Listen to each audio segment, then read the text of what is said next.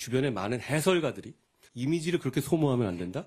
이렇게 충고하셨습니다. 저는 4월 10일까지 완전히 소모되겠습니다. 정치 경험이 없습니다.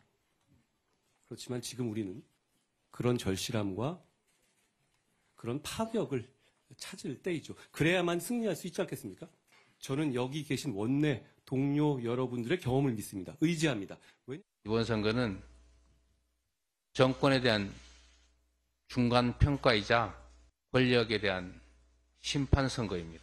많은 논란들이 있지만 최선의 노력을 다해서 통합하고 국민 눈높이에 맞는 공정한 혁신적인 공천을 통해서 우리 국민들에게 새로운 희망을 보여드릴 것입니다.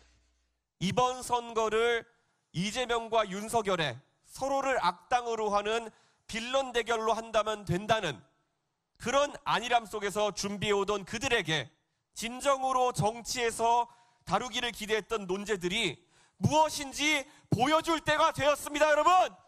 매번 혐오니 갈라치기니 싹수론이니 덧붙이면서 인신공격으로 그것을 막아보려고 하는 사람들에게 당당하게 맞설 시간이 왔습니다. 네, 한 주간의 여론 흐름 짚어보겠습니다. 배종찬 인사이트 K 소장, 윤희훈 오피니언 라이브 여론분석센터장 나오셨습니다. 두 분 어서 오십시오. 네. 안녕하십니까. 네. 배 수사님, 윤 대통령 지지율이 갤럽에서는 소폭 하락했고 리얼미터에서는 소폭 상승했습니다. 어떤 현안이 영향을 미쳤습니까? 1% 변화, 또 정말 단 몇 퍼센트의 변화이기 때문에 변화가 있었다고 보기는 힘들 것 같고요. 말 그대로 박스권입니다. 이 박스권으로 계속 윤석열 대통령의 국정운영 지지율을 설명할 수밖에 없는데 6개월 전과 지금 거의 차이가 나지 않고 3개월 전, 2개월 전, 2주 전 거의 비슷합니다. 네. 그래서 특별한 현안이나 요인들이 대통령 지지율에 별다른 영향을 주지 않고 있는 녀석입니다. 그러니까 특별한 변수가 있어야만 중도층이나 무당층이나 또 수도권이나 2030 MZ세대가 변해야 이 대통령 지지율의 변화가 있을 텐데 그냥 무변화, 무영향의 이 지표가 지속되고 있습니다. 윤희훈 센터장님, 정당 지지율을 보면 갤럽에서는 국민의힘 지지율이 높았고 리얼미터에서는 민주당 지지율이 높았습니다.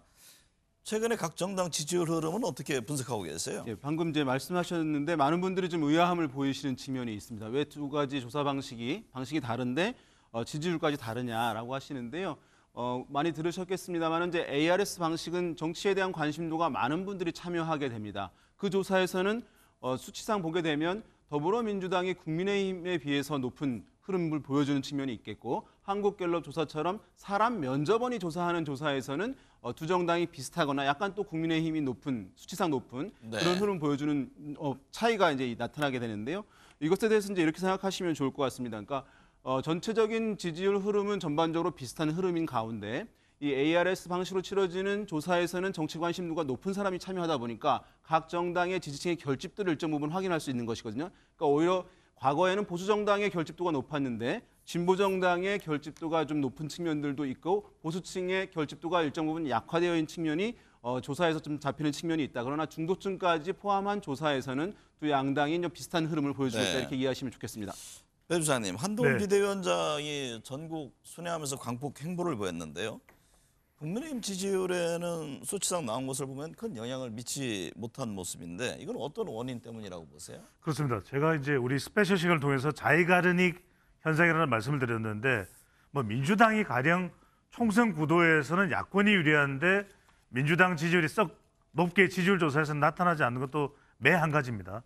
그러니까 개인 한동훈 비대위원장에 대한 뿜뿜이 현상, 이른바 주목도나 관심도가 높아지는 컨벤션 현상은 일어나고 있거든요. 근데 이게 이른바 이쪽은 안 옮겨지고 있는 거죠. 국민의힘과 동조화가 발생되지는 않고 있다. 그러다 보니까 중도층, 수도권, 청년 이른바 중수층이 협소가 안 됩니다. 이른바 일종의 인지 부조화 현상이죠. 한동훈 비대위원장은 관심이 가는데 그럼 이게 국민의힘도 이렇다라고 판단할까? 이건 아닌 거죠.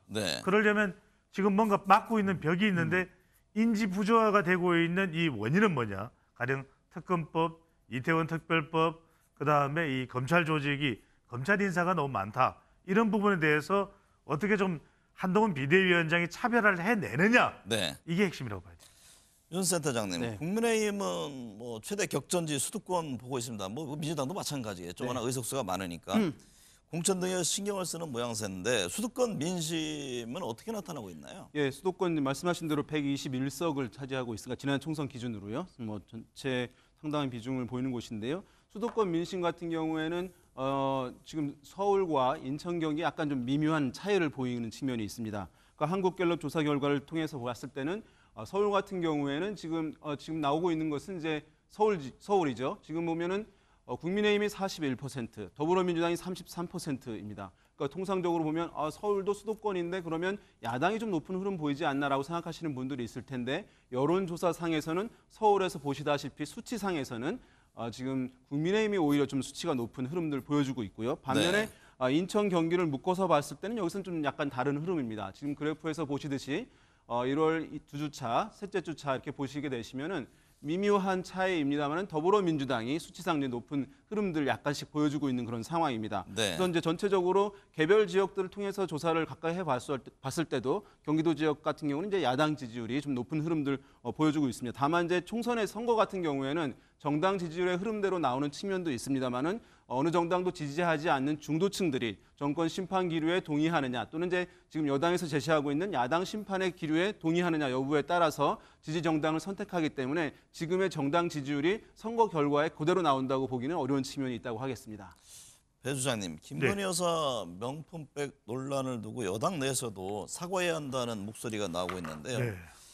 김 여사 명품백 논란이 국민의힘 지지율이나 총선에는 어느 정도 영향을 줄까요? 뭐 총선 영향도 영향이지만 일단 총선에 중요한 건 국민의힘 지지율이거든요. 네. 대체로 우리가 뭐 김건희 여사와 관련된 조사를 떠나서 총선에 미칠 영향은 저는 한 5에서 한 10%포인트는 될 거다. 네. 그러면 결정적일 수밖에 없는 거죠. 왜냐하면 수도권 박빙 지역에서 국민의힘 지지율이 5에서 10%포인트가 달라진다. 왜냐하면 이 현안을 어떻게 다루느냐에 따라서 이준석 신당이든 또 다른 신당에 가는 지지율까지도 영향을 줄 수 있거든요. 특히 여성 또 이게 명품 깨과 관련돼 있기 때문에 중도 또 그리고 이제 MZ 세대에게 영향을 주는 것인데 이게 뭐 특검법이냐 아니냐의 문제는 아닐 거예요. 그러니까 우리 시간에도 이 스페셜 시간에도 많이 다뤘습니다만 김건희 여사와 관련된 이슈가 자꾸만 윤석열 대통령의 국정에 영향을 주니까 또 이슈로 떠오르기 때문에 이걸 근본적으로 좀 차단할 수 있는 방법이 뭐냐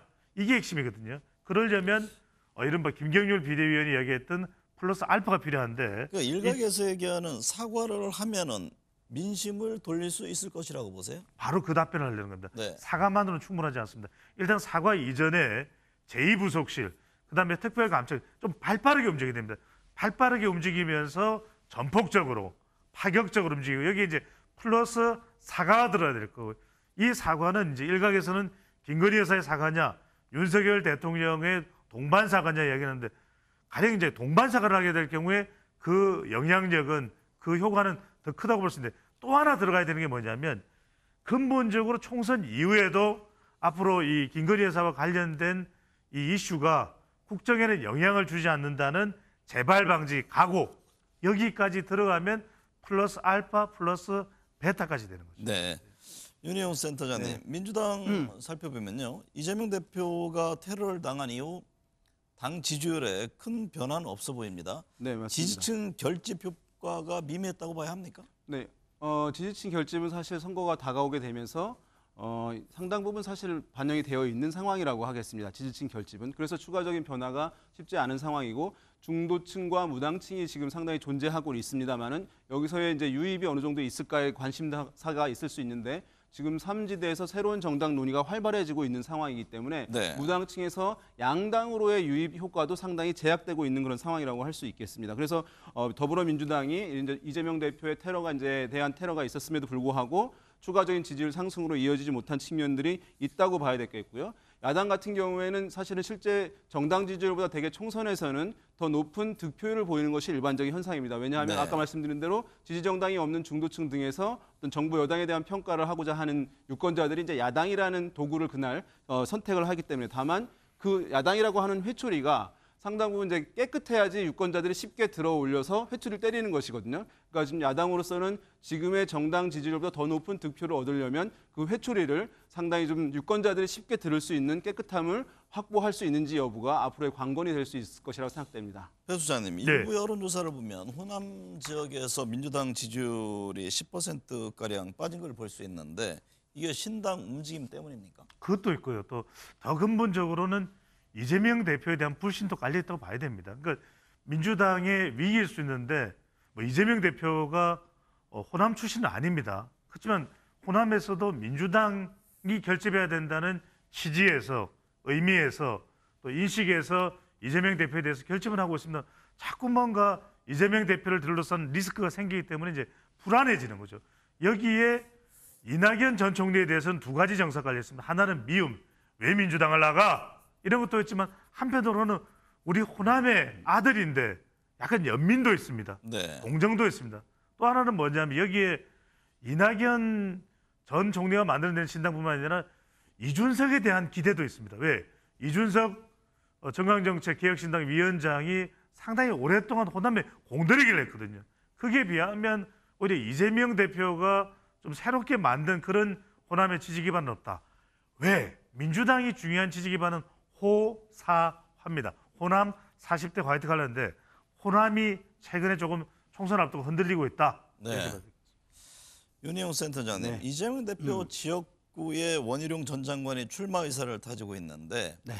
인천 계양을 민심은 어떻게 나타나고 있습니까? 뭐 인천 계양을을 지금 이제 2명의 후보를 놓고 여론조사가 이루어진 것은 이제 찾아보기 좀 어려운 상황입니다. 네. 하지만 이 인천 계양을 지역 같은 경우는 전통적으로 이제 야당세가 높은 지역이라고 할 수 있겠습니다. 지난 이재명 대표가 나왔던 보궐선거에서는 이재명 대표가 55%를 얻었었고 지금 국민의힘의 윤형선 후보 같은 경우는 44.7%를 얻었던 것이거든요. 네. 그 전에는 이제 총선에서 송영길 전 대표가 나왔는데 58% 득표를 했던 곳이니까 워낙 사실은 진보세 또는 야당세가 높은 지역입니다. 그러나 이제 원희룡 전 장관이 상당한 이제 지명도가 있는 인물이기 때문에 아마도 이제 출마가 이 대진표가 형성이 된다면 아직 확정적이지 않습니다만은 전국에서 가장 주목받는 지역구가 될 가능성이 이제 높은데요. 지금 어쨌든 그럼에도 불구하고 원희룡 전 장관으로서는 상당히 승부수를 거는 지역이라고 상황이라고 봐야 될 것 같습니다. 네. 전 장관으로서는 이제 비대위원장 사실 물망에도 올랐던 상황인데 이제 한동훈 비대위원장으로 간 상황에서 대권 주자로서 본인의 존재감을 좀 부각시키고자 하는 측면도 있겠고 지난 네. 이제 양평고속도로 관련해서 방어를 하는 차원에서 어떤 면에서는 또 이제 새로운 이슈로 넘어가야 되는 상황이 있는 차원에서 이렇게 승부수를 좀 던진 측면이 어려운 상황에도 불구하고 던진 측면이 있다 이렇게 봐야 될 것 같습니다. 갤럽 조사를 보면 그 무당층이 26%, 일부 여론조사에서는 뭐 30%대까지 나타납니다. 근데 최근에 또 이 무당층이 신당 쪽으로 확 쏠리는 여론조사 결과도 나왔었잖아요. 그러니까 무당층이 새로운 신당이 있을 테고, 그다음에 뭐 기존의 국민의힘, 민주당 이렇게 향해지는 분포도는 어떻게 예상해 볼 수 있을까요? 3분의 1 법칙을 생각하시면 됩니다. 네. 자, 약 30%가 3분의 1입니까? 그렇죠. 약 30%가 무당층이라고 보면 한 3분의 1 정도로 흩어진다. 자, 3분의 1 그러면 100%로 했을 때는 10%죠. 기존 정당으로 갑니다. 에이 그래도 뭐 기존 정당으로 가서 투표를 한번 해보지 뭐 이렇게 됩니다. 한 3분의 1은 기권해요. 약 한 10% 포인트는 에이 뭐 지지할 정당도 없고 가지 말지 뭐.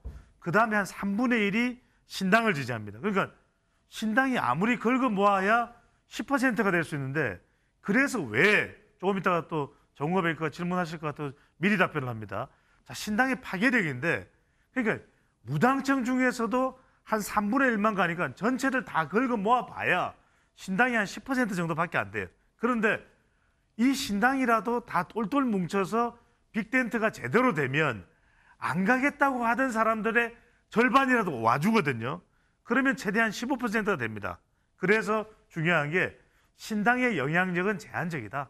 뭐 신당이 이번 총선을 막 엎어버리는 완전히 판가리 현상은 하는데 판도라 현상은 된다. 그래서 신당이 지금 하나로 되는 이른바 빅텐트를 지금 위해서 띄고 있지 않습니까? 예. 그 가능성은 어떻게 보세요? 저는 좀 적게 본다. 왜 그러냐면은 적게 보는 이유가 합해지려면 묘하게 서로가 힘이 비슷해야 됩니다. 힘이 비슷해질 때 가장 잘 합칠 수 있어요. 우리가 비율이 같을 때 가장 잘 섞이는 최적의 법칙이 선거공학적으로 작동하는데 자 하나입니다. 이게 이준석 이 신당이 지지율이 대체로 이낙연 신당보다 높게 나오니까 느긋해져요. 그런데 이낙연 신당은 그렇다고 해서 더 뭐 내려놓을 만한 게 있는 것도 아닙니다. 그리고 또 하나가 중요한 게 뭔가 공약이 서로 간에 이제 이렇게 해서 큰 이념을 빅텐트에서 만들 수 있으면 좋고 또 하나는 네. 공약이 같이 가야 되는데 지금 이준석 정강정책위원장 대표가 될 가능성이 높죠. 이 정당에. 그런데 뭘 발표했습니까? 무임승차 폐지 제도를 했습니다. 이것에 대해서 지금 원칙과 상식이나 지금 이낙연 신당 쪽에서 난리예요. 네. 이게 뭐 하는 거냐 도대체. 여기다 대한노인회에서는 폐륜정당, 망나니지 와도 안 만날 거다. 이렇게 되는 상황이면 두 정당이 공약을 합할 수가 없어요. 네. 마지막으로는 뭐냐면 힘이 비슷해야 된다고 그랬잖아요. 이준석 신당은 지지율은 높은데 현역이 없어. 원칙과 상식과 미래대연합과 새로운 미래는 세력은 좀 네. 그래도 이 조직력은 좀 있어 보이는데 현역은 있는데 지지율은 낮아. 이런 것도 못 합쳐져요. 윤 센터장님, 네. 방금 3분의 1, 3분의 1 얘기했습니다. 네. 무당층이 과연 어떻게 이동할 것이냐 문제인데 예. 기존의 여론 흐름을 봤을 때 무당층에서는 야권 지지 성향이 더 높다 이런 분석 결과들이 많았잖아요. 네. 그러니까 3분의 1, 3분의 1, 3분의 1에 대해서 동의하십니까? 네, 그 기류는 뭐 어디 가나 있는 거고 이건 약간 우스운 얘기긴 합니다만은 우리가 이제 한 10명 정도의 친구들이 중국집에 갔을 때 음식점에 갔을 때 짜장면 짬뽕 먹고 싶은 사람 손들라고 하는데 제 질문은 그러니까 3분의 1, 예. 3분의 1, 3분의 1을 말씀하실 때 그러면 기존의 신당 역시도 야권 지대 하나의 범주로 넣고 움직일 것인지 그 점에 네. 대한 질문이거든요. 이번 선거를 한마디로 얘기한다면 정권 심판론 정서가 돌아가는 가운데 또 다른 두 개의 심판론이 역동적으로 돌아가는 선거가 될 것 같습니다. 여기는 뭐냐 하면 정권 심판론 정서가 이제 야당에서 제기하는 게 있고 여당에서 야당 심판 제기하고 있습니다만은 아까 금태섭 의원도 얘기했습니다만은 정치 전반에 대한 심판을 하겠다고 하는 기류도 상당 부분 작용하고 있는 것이라고 할 수 있는데요. 네. 제3의 기류는 이제 항상 어느 경우에나 이제 발생하고 있는 것인데 그것을 캠페인 영역에서 공급자가 얼마나 대중의 그 의도를 사실 불러일으키냐의 문제인 것인데요. 지금 제가 봤을 때는 그 기류는 충분하게 형성되어 있다고 할 수 있습니다. 다만 우리나라 국민들의 유권자들의 투표 패턴이 내가 좋아하는 정당을 지지해서 투표하기보다는 싫어하는 정당을 막을 정당을 투표하는 경향이 강합니다. 네. 그래서 초반에는 제3정당이 위력을 발휘하기가 힘듭니다. 다만 그러나 몇 개의 지역에서 제3정당의 후보들이 1등을 할 수 있다고 하는 기대감들을 사례로 보여준다면 여론조사를 통해서 그러면 실제보다 더욱 성과를 내거나 위력을 좀 그럼 강화시킬 제가 가능성이 이런 있어 질문을 보입니다. 드려볼게요. 두 분께. 예. 어쨌든 뭐 지역구 후보도 내겠다는 그런 의지들이 굉장히 강하잖아요. 네. 만약 후보를 냈을 경우에 여야 어느 쪽에 타격입니까? 그러니까 전국적이 아니라 수도권을 중심으로 한번 논의를 해볼 경우에는 수도권은 오히려 민주당에 더 타격이죠. 민주당이 더 타격이다. 예. 윤 센터장은요? 제가 봤을 때는 이제 수도권에서 말씀하신 대로 정권 심판 정서로 이제 야당이 우세에 있을 가능성이 있다는 점에서 네. 신당 존재 출현 자체만으로 이제 야당에겐 다소간 손해를 발생할 상황이라고 할 수 있겠고요. 네. 다만 지역에 따라서 다르게 보일 텐데요. 만약에 신당의 흐름이 이준석 신당 중심으로 흘러갈 경우에는 영남에서 국민의힘에도 상당한 타격을 줄 가능성을 배제할 수가 없습니다. 왜냐하면 보수 성향을 가진 영남 지역의 유권자들이 이준석 신당도 보수 정당일 수 있고 보수의 미래일 수 있다라고 하는 인식을 갖게 된다고 한다면 내가 반대편에 있는 정당을 뽑는 것으로부터 나올 수 있는 부담감을 줄이고 우리 넓게 봤을 때 우리 편이기 때문에 투표하는데 어려움이 좀 없을 수 있거든요. 그럴 경우에는 영남 지역에서는 국민의힘에도 타격이 있을 가능성이 일정 부분 있다 보겠습니다. 지금 이제 김 여사 문제와 함께 또 현안 중에 하나가 지금 이태원 특별법 문제인데 예. 미디어 토마토 조사를 보니까 대통령의 거부권에 대해서 반대한다 이런 의견이 국민 과반 수상이 나왔습니다. 그럼 이것도 하나의 국정 지지도라든가 향후 당 지지율에 영향을 줄까요? 크게 영향을 주지 않을 것으로 보입니다. 네. 왜냐하면 이미 상당 부분 반영돼 있기 때문입니다. 네. 그러니까 이렇게 할 것이다라고 하는 측면들, 대통령이 거부할 가능성이 높다고 하는 것을 상당 부분 지표에 반영이 되어 있기 때문에 추가적인 반영을 줄 가능성은 높아 보이지는 않습니다. 그러나 이제 선거를 앞둔 상황에서는 일정 부분 영향을 줄 수 있겠습니다. 왜냐하면 정치와 선거는 한마디로 얘기하면 지지의 근거를 제공해 주는 싸움일 텐데 만약에 이것에 대해서 거부권을 이제 행사를 할 경우에는 어떤 지지의 근거를 제공하기보다는 지지 철회의 근거로 작용할 가능성도 있고 새로운 정치적 공방, 야권의 공세들을 강화해 줄 수 있는 요인이고 여당의 캠페인을 약화시킬 수 있는 측면이 있기 때문에 선거 전반에 있어서는 일정 부분 영향을 준다고 봐야 될 것 같습니다. 배준찬 수사님은 어떤 견해에서? 저는 좀 다른 생각입니다. 왜냐하면 네. 이게 결국 김건희 특검법하고 다르게 이태원 특별법의 경우에 굉장히 정서적으로 미칠 영향이 크거든요. 그렇다면 중요한 것이 결국 수도권입니다. 중도층과 총선은 이제 수도권 전쟁인데 네. 중도층이나 2030 MZ 세대들에게 영향을 줄 수밖에 없다. 아까 제가 그 신당 말씀을 민주당 쪽이 더 타격을 받는다는 말씀을 드린 걸 짧게 말씀드리면 그 수도권 박빙 지역이에요. 영남에서는 어차피 텃밭이기 때문에 특히 TK는 국민의힘이 항상 많이 앞서고 있기 때문에 신당 영향력이 매우 제한적입니다. 그 영향을 안 준다고 보고 이준석 신당이라고 할지라도 그 영향이 없다고 본다면 수도권은 여기서 이낙연 신당이든 이준석 신당이 현역 의원이 이미 존재하고 있는 민주당에 영향을 줄 수 있다는 의미로 말씀드리는 거죠. 이번 주 현안 짧게 어떤 걸 봐야 될까요? 가장 큰 게 방금 전에 말씀드린 이태원 특별법 관련해서 대통령의 거부권 행사 이 부분은 한동훈 비대위원장도 최근 들어 좀 신중해지기 시작했습니다. 네.